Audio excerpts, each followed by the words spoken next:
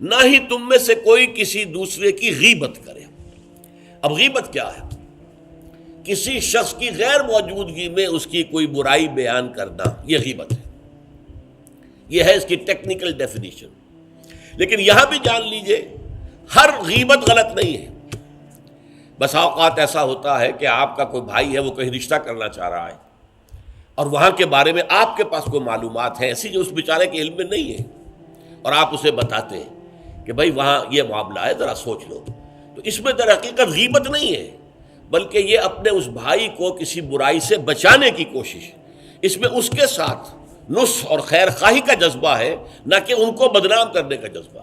اگر کوئی سبب ہے ہی نہیں اور آپ بیان کر رہے ہیں تو یہ غیبت ہے۔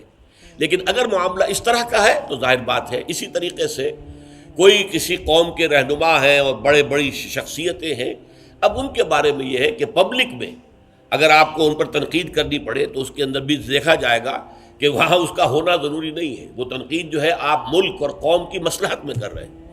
تو گویا کہ اس طریقے سے غیبت کی ہر شکل جو ہے وہ حرام نہیں ہے۔ البتہ ایک خیال لوگوں کو بڑا غلط ہے، اور وہ میں ایک حدیث کے حوالے سے اس کا ازالہ کر دینا چاہتا ہوں۔ یہ حضور سے سوال کیا گیا کہ پوچھا گیا کہ غیبت کیا ہے۔ یہ حدیث ہے، مسلم شریف میں بھی ہے، ابو داؤد میں بھی ہے، ترمذی میں ہے، نسائی میں ہے، یہ حضرت ابو ہریرہ رضی اللہ تعالی عنہ سے۔ اور امام مالک نے ایسی ایک حدیث جو ہے موطا میں مطلب بن عبداللہ سے جو ہے روایت کی ہے۔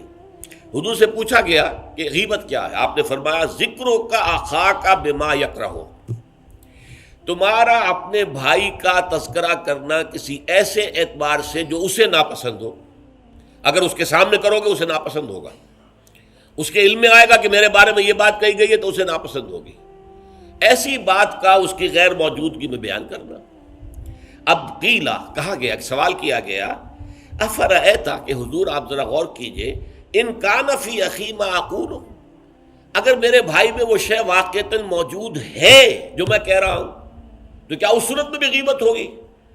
قال، فرمایا حضور نے، غور سے سنیے، ان کان فیہ ما تقول فقد اغتبت ہو، اگر تو اس میں وہ برائی ہے جو تم کہہ رہے تو تم نے غیبت کی، وَإِن لَمْ يَكُنْ فِيهِ، اور اگر نہیں ہے اس میں وہ شے اور تم پھر بھی کہہ رہے ہو ما تقول فقد بہتہ، تو تم نے اس پر بہتان لگایا ہے، یہ تو دوہرا جرم ہو گیا۔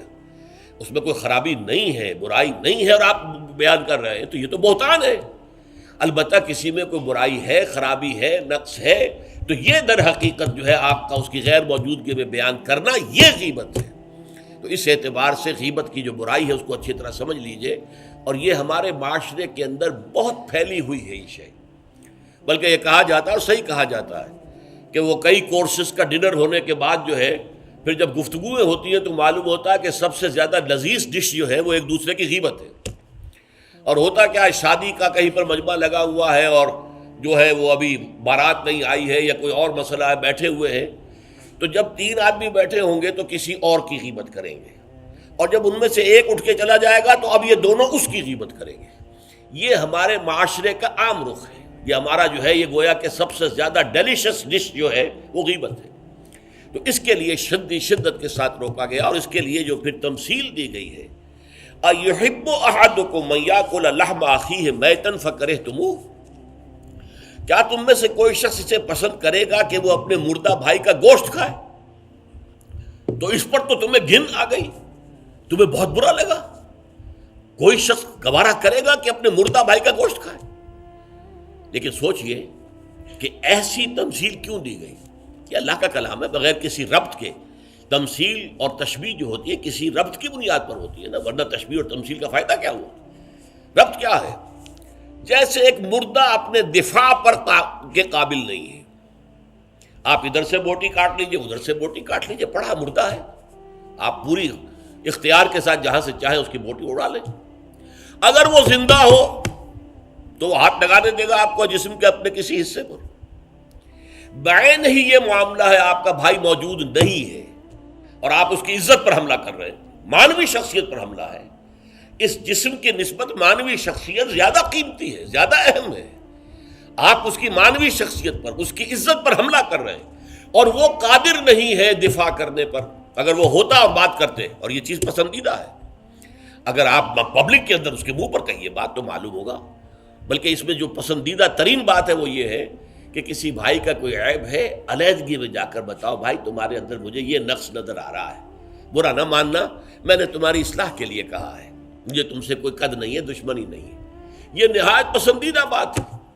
اس کو کہا گیا المسلم مرآۃ المسلم، ایک مسلمان دوسرے مسلمان کے لیے آئینے کے مانند ہے۔ جیسے آپ آئینہ دیکھتے دیکھتے رہے یہاں کوئی داغ لگا ہوا، دھبا لگا ہوا، آپ اسے دھو دیتے ہیں، ہٹا دیتے ہیں۔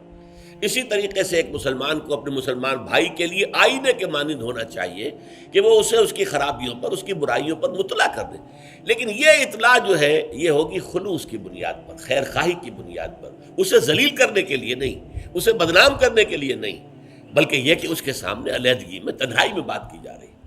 البتہ اس کی غیر موجودگی میں بات کی جائے وہ غیبت ہے، اور وہ بالکل صحیح تمثیل ہے جو قرآن نے استعمال کی ہے، صحیح ترین تمثیل ہے۔ اَيُحِبُّ أَحَدُكُمْ أَن يَأْكُلَ لَحْمَ أَخِيهِ مَيْتًا فَكَرِهْتُمُوهُ، کیا تم میں سے کوئی شخص پسند کرے گا اپنے مردہ بھائی کا گوشت کھائے؟ بالکل اسی طریقے سے وہ تمہارا بھائی جو محفل میں نہیں ہے، وہ اپنی عزت کے دفاع پر قادر نہیں ہے۔ اگر وہ ہوتا تو کہتا بھائی آپ غلط کہہ رہے ہیں، آپ کو مغالطہ ہوا ہے، بات یوں نہیں تھی، یوں تھی، کوئی ایکسپلین کرتا، کوئی اپنا دفاع کرتا، کوئی اپنی شخصیت کا، اپنی عزت کا تحفظ کرتا، لیکن وہاں نہیں ہے وہ تو اپنے تحفظ پر قادر نہیں ہے۔ لہذا یہ غیبت در حقیقت معنوی سطح پر وہی شے ہے جو مادی سطح پر کسی مردہ بھائی کا گوشت کھانا ہے۔ فَكَرِهْتُمُوهُ، یہ تو تمہیں بہت برا لگا یہ بات۔ بلکہ اکثر لوگ کہیں گے کہ ایسی مثالیں جو ہیں، کیا ماذا اراد اللہ بہذا مسئلہ، ایسی تمثیل دینا، کہیں گدھے کی تمثیل دی گئی ہے قرآن مجید میں، وہ یہودی جن کے اوپر تورات کا تو بار تو لدا ہوا ہے، تورات پر عمل نہیں کرتے، تو ان کی مثال کیا ہے؟ کمثل الحمار یحمل اسفارا، وہ تو ایسے ہے جیسے کہ گدھا ہے، اس کی پیٹھ کے اوپر کتابوں کے انبار لگے ہوئے ہیں، گٹھری باندھ کر جو ہے مکالمات افلاطون لکھی ہوئی ہے، یا انسائکلوپیڈیا برٹانیکا کی گٹھری باندھ کے رکھ دی گئی ہے، اسے کیا فائدہ؟ اسی طرح سورہ اعراف میں کتے کی مثال دی گئی ہے، کہیں مچھر کی مثال دی گئی ہے، کہیں بکری کی مثال دی گئی ہے۔ تو مثالیں جو ہوتی ہیں وہ معنوی ربط کے اعتبار سے ہوتی ہیں، یہ نہیں دیکھا جاتا کس چیز کی مثال دی جا رہی ہے، جس چیز کے لیے مثال دی جا رہی ہے، مشبہ لہو اور مشبہ بہی، کس چیز کے ساتھ تشبیہ دی جا رہی ہے، کس لیے دی جا رہی ہے۔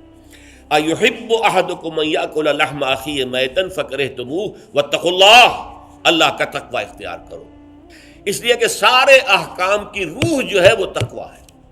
احکام دھرے رہ جائیں گے، رکھے رہ جائیں گے، کتابوں میں لکھے رہ جائیں گے، اگر اپنے اندر تقوی نہیں ہے، برائی سے بچنے کا ارادہ نہیں ہے، اللہ کے عذاب سے بچنے کا مستقل پختہ مصمم ارادہ نہیں ہے، تو کوئی فائدہ نہیں ان چیزوں کا، بھینس کے آگے بین بجانا ہو جائے گا۔ واتقوا اللہ ان اللہ تواب الرحیم، اللہ کا تقوی اختیار کرو، اور دیکھو اللہ بہت توبہ کا قبول کرنے والا ہے اور بہت رحم فرمانے والا ہے۔